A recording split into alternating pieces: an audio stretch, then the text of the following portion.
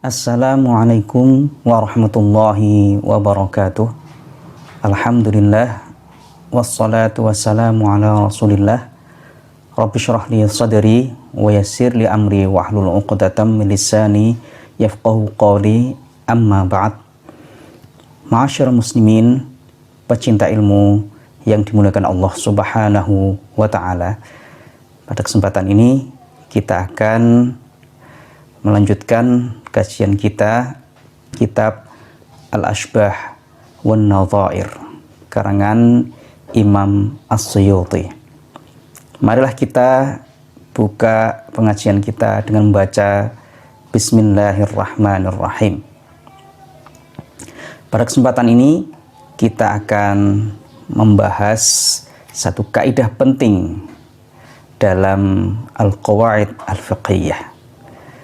Dalam Al-Ashbah wan Nadhair dimasukkan dalam Al-Kitabul Awwal fi Syarhil Qawaid Al-Khams allati dzakara al-ashabu anna jami'a masailil fiqhi tarji'u ilaiha.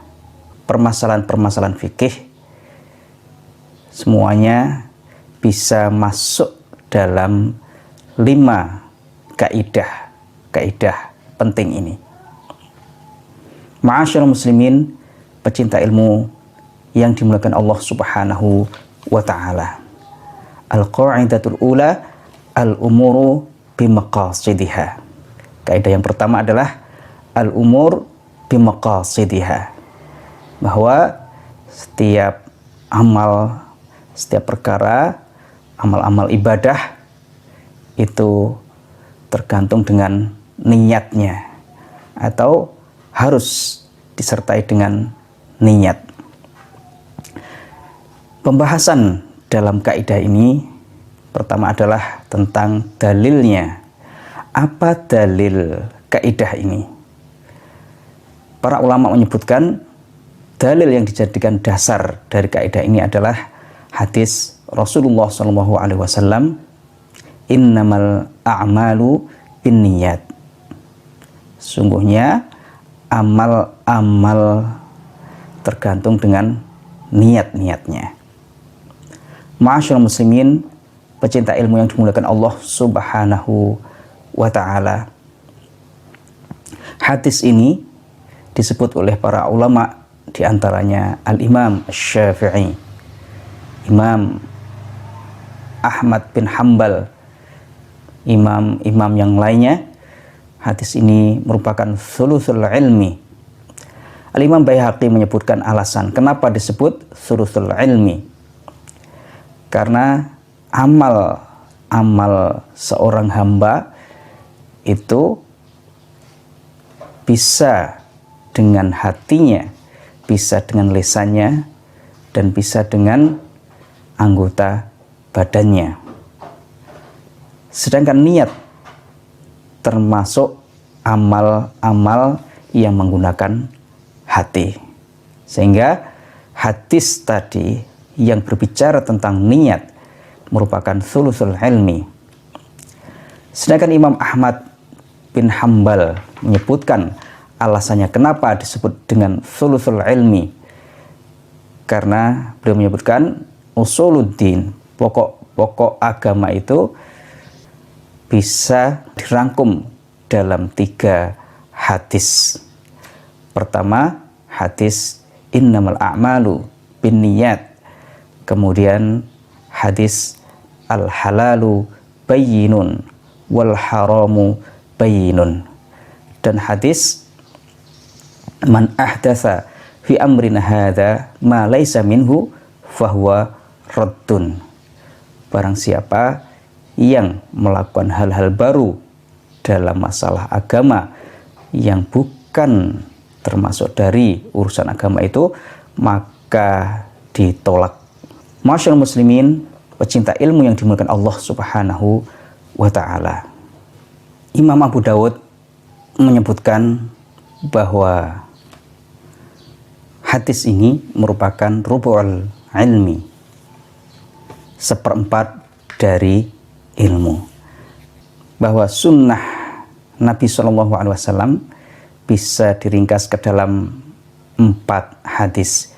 Yang pertama adalah hadis al-a'malu binniyat. Kemudian hadis min husni islamil mar'i tarkuhu ma la ya'nihi. Di antara kebaikan keislaman seseorang adalah ketika orang itu meninggalkan sesuatu yang tidak bermanfaat baginya. Kemudian hadis al-halalu bayyinun wal haramu bayyinun. Yang halal itu jelas dan yang haram itu jelas. Dan hadis innallaha thayyibun la yaqbalu illa thayyiban. Sungguhnya Allah itu baik, tidak menerima kecuali hal yang baik. Ma'asyarul muslimin, pecinta ilmu yang dimuliakan Allah Subhanahu wa ta'ala. Hadis tadi maknanya jelas. Innamal a'malu binniyat. Sungguhnya amal itu tergantung dengan niat-niatnya. Kemudian pembahasan berikutnya adalah fima syuri'atin niyatu li ajlihi. Niat itu disyariatkan untuk tujuan apa? Para ulama menyebutkan bahwa niat itu fungsinya adalah litamyizil ibadat 'anil 'adat, untuk membedakan antara ibadah dengan kebiasaan. Fungsinya yang lain adalah litamyizil ibadat ba'dhiha an ba'd, membedakan antara ibadah yang satu dengan ibadah yang lainnya. Contoh pembedaan antara ibadat dengan kebiasaan, seseorang ketika duduk di masjid, bisa jadi dia untuk istirahat, bisa jadi diniati untuk i'tikaf. Yang pertama tidak mendapat pahala, tapi yang kedua mendapat pahala. Itu dibedakan dengan apa? Dengan niatnya. Contoh lain, seseorang mengambil air, disiramkan ke wajahnya, tangannya, mengusapkan kepalanya, telinga, dan membasuh kakinya. Bisa jadi diniati untuk agar dia merasakan dingin, tapi bisa juga diniati untuk al-wudu. Yang pertama bukan ibadah, yang termasuk kebiasaan atau adat, maka yang kedua termasuk ibadah. Kemudian contoh yang membedakan antara ibadah yang satu dengan yang lainnya dengan niat, misalnya seseorang sholat 4 rakaat diniati sholat zuhur, bisa juga diniati sholat asar. Pergerakannya, apa yang dibaca bisa jadi sama, tapi bisa beda dengan niatnya. Bisa juga niat untuk membedakan antara sholat atau ibadah yang fardu, yang wajib, dengan ibadah yang sunnah. Contohnya, seseorang sholat 2 rakaat, niat sholat subuh. Bisa juga seseorang sholat 2 rakaat, niat qobliyah subuh. Ma'asyarul muslimin yang dimuliakan Allah Subhanahu wa ta'ala, kemudian efek atau implikasi dari fungsi niat litamyiz, untuk membedakan ibadah dengan kebiasaan, dan juga untuk membedakan antara ibadah yang satu dan yang lainnya tadi, ada beberapa hal. Ahaduha adamu ishtiratin niyah fi ibadatin la takunu adatan aw la taltabisu bi ghairiha. Yang pertama, tidak disyaratkan niat pada ibadah yang tidak menjadi adah atau kebiasaan, aw la taltabisu bi ghairiha, atau tidak menjadi tertukar dengan yang lainnya. Seperti al-iman billah, seperti iman kepada Allah Subhanahu wa ta'ala, wal khauf wal roja, dan takut kepada Allah Subhanahu wa ta'ala, atau berharap rahmat dari Allah Subhanahu wa ta'ala. Demikian juga zikir-zikir seperti tahlil, tahmid, istighfar, tidak membutuhkan niat. Sedangkan meninggalkan suatu pekerjaan atau suatu amal tidak membutuhkan niat. Seperti meninggalkan larangan-larangan Allah Subhanahu wa taala tidak disyaratkan niat. Kecuali kalau dia ingin mendapatkan thawab atau pahala dari tarku hadzal fi'al, meninggalkan pekerjaan tersebut, maka perlu niat. Tapi tarku hadzal fi'al sendiri, meninggalkan perkara itu, tidak disyaratkan niat. Ma'asyarul muslimin, pecinta ilmu yang dimuliakan Allah Subhanahu wa ta'ala. Yang kedua, implikasi dari at-tamyiz adalah ishtiratut ta'yin fima yaltabisu duna ghairihi. Disyaratkannya ta'yin pada ibadah-ibadah yang mungkin salah tertukar dengan yang lain. Qala fi syarhil muhadzab wa dalilu dzalika qaulu sallallahu alaihi wasallam wa innama likulli imri'in ma nawa. Imam An-Nawawi dalam syarah muhadzab menjelaskan dalil atau dasar disyaratkannya ta'yin, menentukan ibadah yang mana, adalah sabda Rasulullah SAW, wa innama likulli imri'in ma nawa. Sungguhnya setiap orang itu akan mendapatkan sesuai dengan apa yang dia niatkan.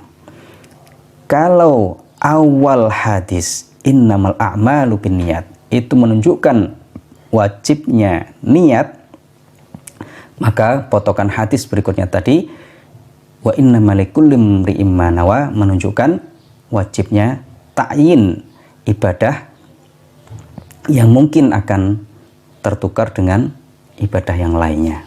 Contohnya sholat. Dalam sholat faraid sendiri disyaratkan ta'yin apakah sholat zuhur atau sholat asar. Kemudian ada satu kaidah menyatakan wa ma la yushtaratu ta'arrud lahu jumlatan wa tafsilan idza ayyanahu wa akhta'a lam yadhur. Kalau sesuatu itu tidak disyaratkan untuk menyebutkannya dalam niat secara umum maupun secara terperinci, maka ketika seseorang itu menyebutkannya dalam niatnya kemudian ternyata tidak sesuai atau salah, maka tidak membatalkan ibadah itu. Contohnya, seseorang niat sholat di tempat tertentu, ternyata yang disebutkan salah. Misalnya niat sholat di masjid, ternyata dia sholatnya di rumah. Kemudian berikutnya, wa ma yushtaratu fihi ta'yin fal khata'u fihi mubtilun. Yang disyaratkan harus ditentukan dalam sebuah niat, maka kalau dia salah, maka ibadahnya tidak sah. Misalnya kal khata' minas shaum ila shalah. Orang mau sholat tapi niatnya puasa, atau orang mau puasa tapi niatnya sholat, maka ibadahnya tidak sah. Kemudian wa ma yajibu at-ta'arrudu lahu jumlatan wa la yushtaratu ta'yinuhu tafsilan. Yang wajib disebutkan secara umum tapi tidak disyaratkan diperinci dalam niat tersebut, idza ayyanahu wa akhta'a dharra. Kalau dia tentukan ternyata salah, maka dharra, ibadahnya batal. Contohnya, nawal iqtida'a bi Zaid fabana Umar lam yasih. Kalau dia niat sholat makmum dengan Zaid tapi ternyata Umar, maka sholatnya tidak sah. Ats-tsani nawas sholata ala Zaidin fabana Amran. Dia sholat jenazah, niat mensolati Zaid, tapi ternyata jenazahnya Umar, maka tidak sah. Contoh lain adalah la yushtaratu ta'yinu adatir rakaat. Jumlah rakaat tidak disyaratkan harus disebutkan. Tapi kalau seseorang menyebutkan kemudian ternyata salah, maka tidak sah sholatnya. Misalnya niat sholat zuhur 5 rakaat atau 3 rakaat, maka tidak sah sholatnya. Ini kalau dia tahu bahwa dia menyebutkan tidak sesuai dengan yang seharusnya. Tapi kalau dia karena salah menyebutkan, tidak sadar, maka tidak mempengaruhi sholatnya. Masyaallah muslimin yang dimuliakan Allah Subhanahu wa Ta'ala, yang menjadi efek atau implikasi dari at-tamyiz, dari niat, yang membedakan antara ibadah dengan kebiasaan, yang membedakan antara ibadah yang satu dengan yang lainnya. Yang ketiga adalah ishtiratut ta'arrudi lil fardiyah. Disyaratkan menyebutkan kalau ibadah itu fardu, harus disebutkan bahwa ibadah itu fardu. Wa fi wujubiha fil wudu wal ghusli was salati waz zakati was shaumi wal khutbah wajhan.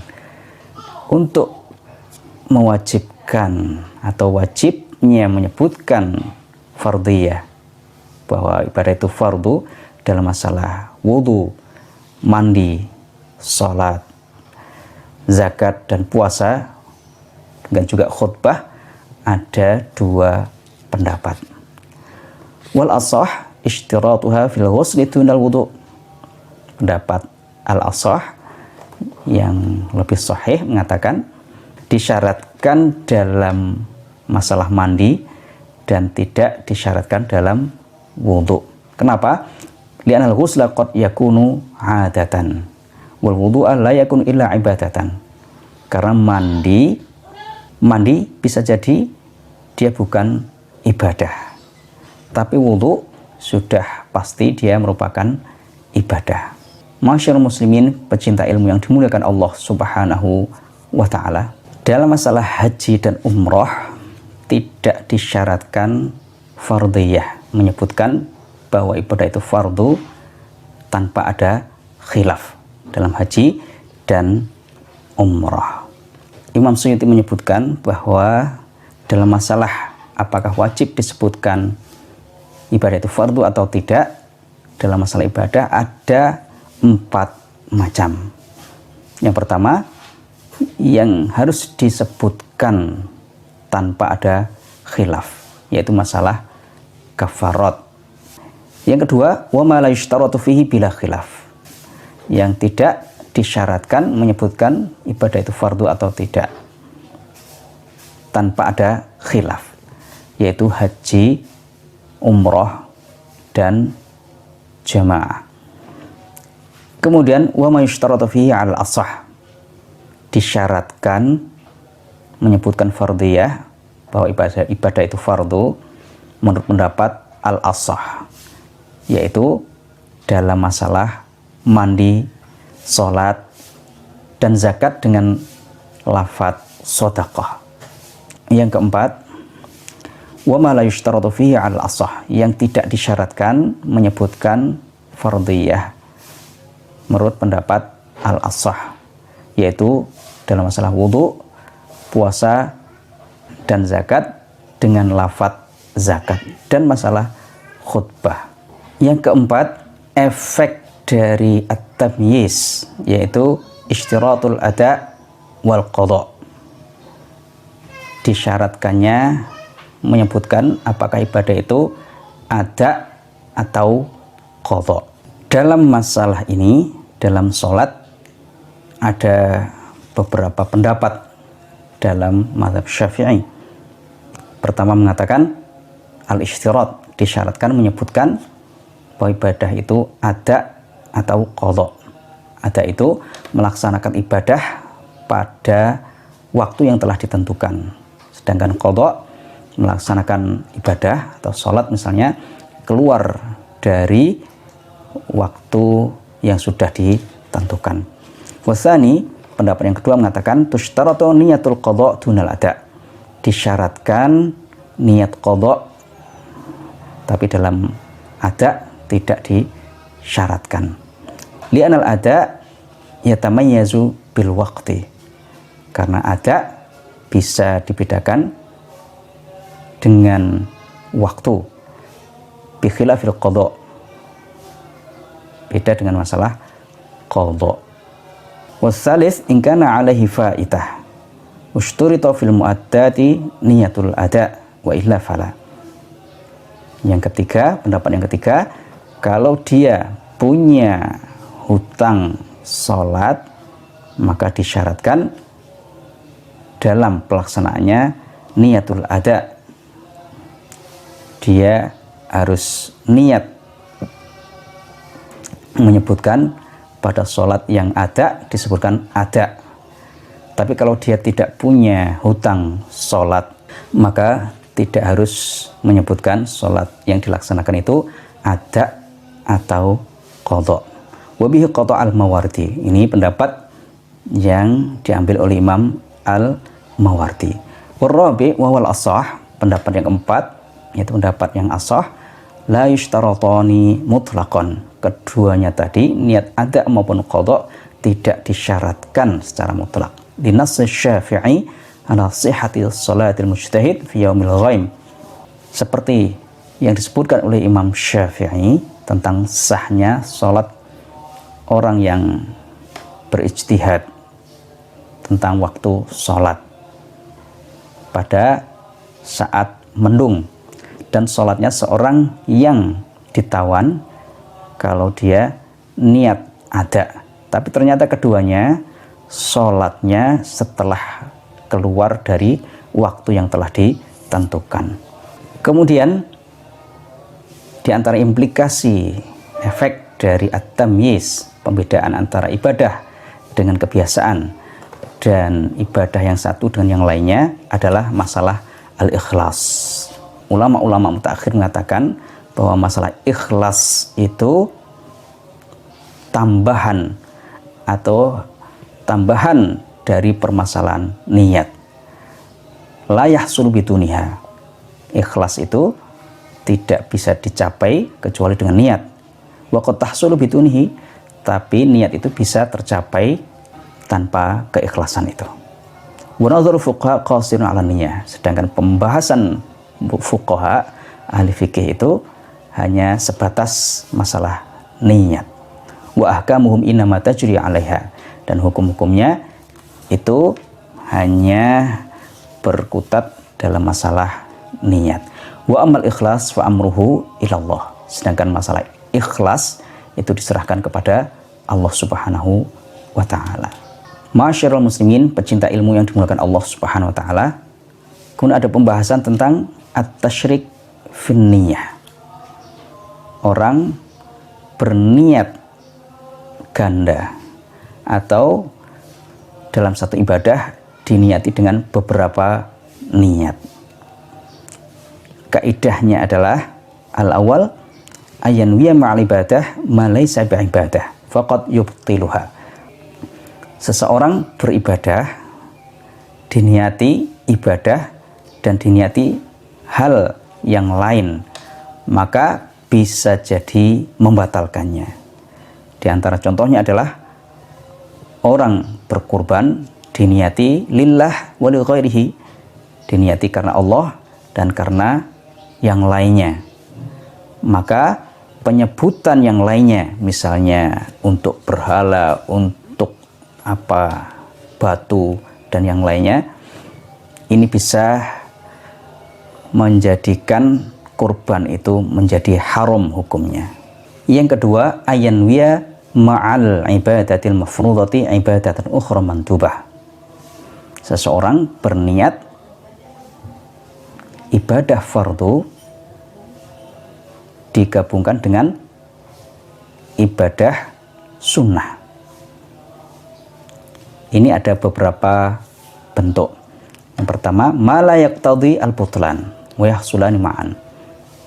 Pertama, tidak mengakibatkan batalnya ibadah itu dan tercapai keduanya. Yang kedua, ma yahsulul fardu faqat. Yang kedua, yang fardu saja bisa tercapai. Yang ketiga, ma yahsulun naflu faqat. Yang sunnah tercapai tanpa yang fardu. Berikutnya, ma yaqtadi al-butlan fil kull, yang bisa membatalkan semuanya. Contoh yang pertama yang tidak membatalkan keduanya, ahrama bis sholatin wa nawa biha al-fardhu wa tahiyyah. Seseorang takbiratul ihram, niat salat fardu dan niat salat tahiyat masjid. Ini sah semuanya. Contoh yang kedua, mayahsul fardu faqat, yang fardu saja yang tercapai, nawa bihajjihi al-fardhu wa tatawwu'a waqa'a fardhon. Niat haji fardu dan haji tatawwu', haji sunnah, maka yang tercapai adalah haji fardu saja. Li'annahu law nawa tatawwu'a insarafa ila al-fardhi. Karena kalau dia niat haji tatawwu', maka dia akan menjadi haji yang fardu. Wa minas tsalis, contoh yang ketiga, mayahsul naflu faqat, yang sunnah saja yang tercapai, akhraja khamsata darahim wa nawabiha az-zakah wa shadaqatat tatawwu'. Dia mengeluarkan uang dirham untuk niat zakat dan sedekah tatawwu'. Lam taqa zakatan wa waqa'at shadaqata tatawwu' bila khilaf. Maka zakatnya tidak sah, tapi uang itu menjadi sedekah sunnah. Wa min rabi', yang keempat, ma yaqtadil butlana fil kull, yang mengakibatkan batal semuanya, kabbarul masbuqu wal imamur raki' takbiratan wahidah wa nawabiha at-taharruma wal hawiyya ila ruku'. Seorang yang masbuk dan imam waktu itu sedang ruku', dia takbir dengan niat takbiratul ihram dan takbir perpindahan dari berdiri ke ruku', maka batal salatnya. Lam tanaqid as-salatu aslan lit-tasyrik, karena adanya dua niat dalam satu ibadah itu. Kemudian al-qismu tsalis, bagian yang ketiga, ayanwiya ma'al mafrudati fardhon akhar. Kalau dia niat ibadah fardu, diniati hal fardu yang lainnya. Qala Ibnu Subki wala yujzi'u dzalika illa fil haji wal umrah. Ibnu Subki mengatakan itu tidak sah kecuali dalam masalah haji dan umrah. Tapi Imam As-Suyuti menyebutkan sebenarnya ada hal lain seperti haji dan umrah. Wa huwa ayanwiyal al-ghusla wal wudu'a ma'an. Itu seorang yang niat mandi dan wudu secara bersamaan. Fa innahuma yahsulani 'ala as-sah. Itu sah menurut pendapat al-asah. Walau tawafa biniyatil fardhi wal wada', dan juga orang yang tawaf diniyati fardu dan wada'. Tawaf fardu, tawaf ifadah, dan tawaf wada'. Ma'asyiral muslimin, pecinta ilmu yang dimuliakan Allah Subhanahu wa taala. Kemudian ar-rabi' ayanwiya ma'an nafli naflan akhar. Kalau seorang niat sunnah, ibadah sunnah, diniati juga ibadah sunnah yang lainnya. Fala yahsulani. Qalahu al-Qaffal. Menurut Imam al-Qaffal, ini tidak tercapai keduanya. Wa nuqidhu 'alaihi biniyatihi al-ghusla lil jum'ati wal 'aid. Tapi pendapat ini dibantah oleh para ulama. Itu bisa dilihat dalam masalah niat mandi sholat Jumat, untuk sholat Jumat, dan mandi untuk sholat Aid, maka niatnya itu tercapai semuanya. Fa innahuma yahsulani, keduanya, mandi untuk Jumat dan mandi untuk sholat Aid, tercapai keduanya. Ma'asyiral muslimin, pecinta ilmu yang dimuliakan Allah Subhanahu wa taala. Kemudian waktu niat. Waktu niat Al-aslu anna waqtaha awwalul ibadat wa nahwiha. Hukum asalnya niat itu pada awal permulaan dilaksanakannya ibadat itu. Wa kharaja an dzalika as-shaum fajuwiza taqdimu niyati ala awwalil waqt. Keluar dari al-asal itu, hukum asal itu puasa, masalah puasa. Maka boleh mendahulukan niat dari permulaan awal puasa. Li'usri muraqabati, karena sulitnya melakukan niat pada awal permulaan puasa itu. Tsumma saradzalika ila an wajaba. Kemudian ketika dia sudah niat, maka niat itu terus berjalan sampai dia mulai melakukan puasa itu. Falau nawa ma'al fajri lam yasih fil ashah. Kalau dia niatnya sudah mulai fajar baru niat, maka tidak sah menurut pendapat al-ashah. Dalam masalah lain yang dibolehkan mendahulukan niat sebelum melaksanakan ibadah itu, misalnya zakat. Fal ashah fiha jawazu taqdim lin niyah ala daf'i. Pendapat yang ashah mengatakan boleh mendahulukan niat sebelum pelaksanaan zakat itu, sebelum menyerahkan zakat itu kepada orang fakir. Lil usri qiyasan ala shaum, karena sulitnya melakukan niat pas waktu penyerahan itu, qiyasan ala shaum, dikiaskan dengan puasa. Demikian juga al-kafarah. Wa fiha al-wajhan fi zakah. Demikian juga dalam masalah kafarah ada dua pendapat seperti dalam masalah zakat. Kemudian pembahasan berikutnya adalah fi mahallin niyah, tempat niat. Mahalluha al-qalbu fi kulli mawdi'in. Tempat niat adalah di hati pada semua ibadah. Li'anna haqiqataha al-qasdu mutlaqan. Karena hakikat dari niat itu adalah al-qasdu, menuju atau bermaksud melakukan sesuatu secara mutlak. Walhasil annahuna aslaini. Dalam masalah ini ada dua kaidah penting, dua asal. Al-awwal annahu la yakfi talaffudhu bil lisani dunahu. Tidak cukup melafadzkan niat dengan lisan tanpa ada niat dalam hatinya. Wa tsani annahu la yushtaratu ma'al qalbi at-talaffudz. Asal yang kedua adalah tidak disyaratkan ketika sudah niat dalam hati, tidak disyaratkan harus disebutkan dengan lisan. Pembahasan terakhir adalah tentang syarat-syarat niat. Pertama adalah al-Islam. Disyaratkan dalam niat ini al-Islam. Seorang harus muslim dalam ibadah yang diterima atau sah ibadah seorang itu kalau diniatkan oleh seorang muslim. Maka tidak sah orang kafir yang niat ibadah, wudu, tayamum, sholat, dan yang lainnya. Namun ada pengecualian dalam beberapa hal. Yang pertama, al-kitabiyah tahtal muslim yasihu ghusluha anil haid. Seorang kitabiyah, ahli kitab yang menjadi istri dari seorang muslim, maka sah mandinya ketika dia sesuci dari haid. Liyahilla watu'aha bila khilaf, agar suaminya boleh berhubungan suami istri dengan istrinya tersebut tanpa ada khilaf. Lid darurah, ini dibolehkan karena darurat. Wa yushtaratu niyatuha, dan disyaratkan niat. Maka ini keluar dari syarat al-Islam tadi. Yang kedua, di antara bentuk pengecualian adalah al-kafarah.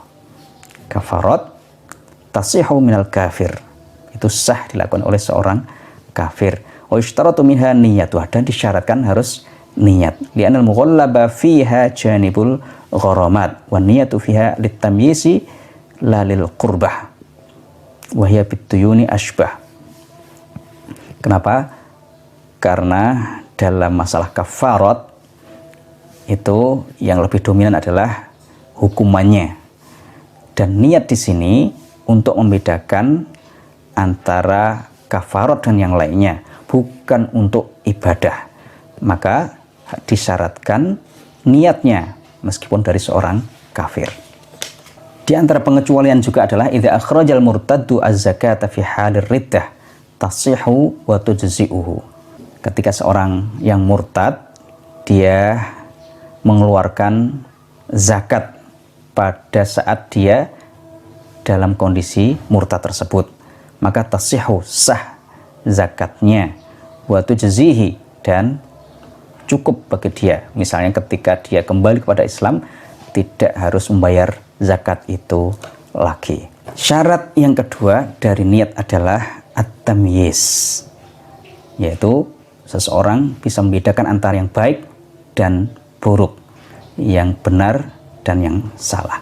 Fala tasihhu ibadatu sabiyyin la yumayyiz wala majnun. Maka tidak sah ibadahnya anak kecil yang belum mumayyiz, dan juga ibadahnya orang yang gila. Syarat yang ketiga, al-ilmu bil manwi, harus mengetahui yang dia niatkan.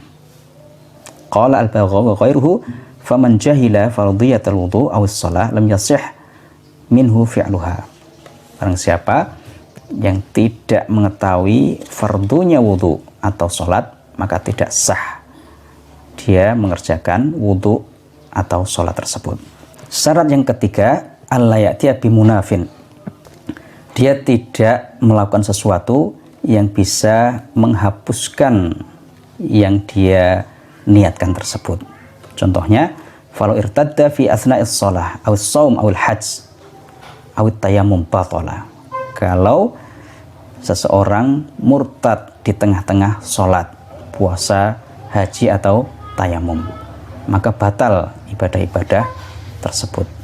Dan termasuk munafin yang bisa menghapuskan yang diniati, ibadah yang telah diniatkan, yaitu niatul qat'i, niatul qat'i, niat untuk memutuskan ibadah. Contohnya, nawa qat'al iman wal'iyadu billah shara murtaddan fil hal. Seorang niat memutuskan keimanan, naudzubillah, maka dia menjadi murtad pada saat itu.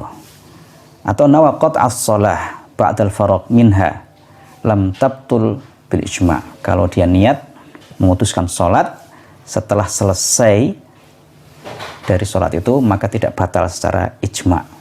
Wa kadza sairul ibadat wa fit taharah wajhun. Dan juga dalam ibadah-ibadah yang lainnya. Tapi dalam masalah taharah ada satu pendapat. Di anna hukmaha baqin ba'dal faragh. Karena hukumnya tetap berjalan meskipun setelah selesai dalam masalah taharah. Nawa qat'as shalah asna'aha batalat bila khilaf. Kalau seorang niat memutuskan sholat pada saat sedang sholat, maka batal bila khilaf, tanpa ada perbedaan pendapat. Wa minal munafi, di antara juga yang bisa menghapuskan hal yang sudah diniatkan, adamul qudrati alal manwi imma aqlan wa imma syar'an wa imma adatan.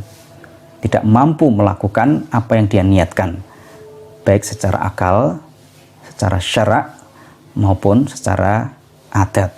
Contoh secara akal, nawa bi wudu'i ayusalliya sholatan wa la yusalliha lam yasih litanaqudhihi. Dia niat dengan wudunya untuk sholat dan tidak sholat. Lam yasih litanaqudhihi, tidak sah. Kenapa? Karena ada tanaqud, bertentangan. Dia niat sholat dan tidak sholat. Wa minasani, contoh yang kedua yang tidak mampu melakukan sesuatu yang diniatkan secara syar'i, nawabihi as-shalah fi makanin najisin. Niat dengan wudu itu sholat di tempat najis. Qala fi syarh muhadzab 'anil bahr yang bagi alla yasih. Dalam syarh muhadzab menurut Imam Nawawi dikatakan itu tidak sah. Wa min tsalis, contoh yang tidak mampu melaksanakan yang diniatkan secara adah, secara kebiasaan, nawa bihi sholatul Aid wa huwa fi awwalis sanah. Nah, dia niat sholat Aid padahal dia masih di awal tahun. Awit tawafa wa huwa bisyam, atau dia niat tawaf padahal dia ada di tanah Syam. Fa fi sihhati khilaf. Dalam sahnya itu ada perbedaan pendapat. Qultu lakinnal ashah as-sihhah. Tapi menurut Imam As-Suyuti, al-ashah, pendapat yang ashah adalah sah. Kama jazama bi fit tahqiq wa hakahu fi syarh muhadzab an al-bahr wa aqarrahu. Masyirul muslimin, pecinta ilmu yang dimuliakan Allah Subhanahu wa taala. Kemudian wa minal munafi at-taraddudu wa adamul jazmi. Termasuk yang membatalkan, yang menghapuskan adalah at-taraddud, ragu-ragu dan tidak ada penegasan. Contohnya, taraddada hal yaqta'u as-shalah aw la. Dia ragu-ragu apakah memutuskan salat atau tidak. Aw 'allaqa ibtalaha 'ala syai'in batalat, atau dia menggantungkan batalnya salat pada suatu hal, maka batal salatnya. Wa kadzalika taraddada fi annahu nawal qasr aw la. Dia ragu-ragu niat qasr atau tidak. Wal yutimmu aw la. Apakah dia itmam, menyempurnakan sholat atau tidak. Lam yaksur, maka dia tidak boleh qasr. Ada beberapa bentuk dalam niat itu sah meskipun ada keraguan atau dia gantungkan dengan sesuatu. Contohnya, ishtabah alaihi ma'un wa ma'u wardin. Dia bimbang antara air dan air mawar. La yajtahid, maka dia tidak berijtihad mana yang air dan mana yang air mawar. Bal yatawaddu bi kulli marrah wa yughtafaru taraddudu fi niyyah. Tapi dia wudu dengan semuanya, dengan air dan dengan air mawar. Wa yughtafaru taraddudu fi niyyah, dan diampuni kebimbangannya itu dalam masalah niat lid darurah, karena darurat. Dan ada bentuk-bentuk yang lainnya. Wallahu a'lam bissawab. Demikian penjelasan tentang kaidah al-umur bimaqasidiha. Wassalamualaikum warahmatullahi wabarakatuh.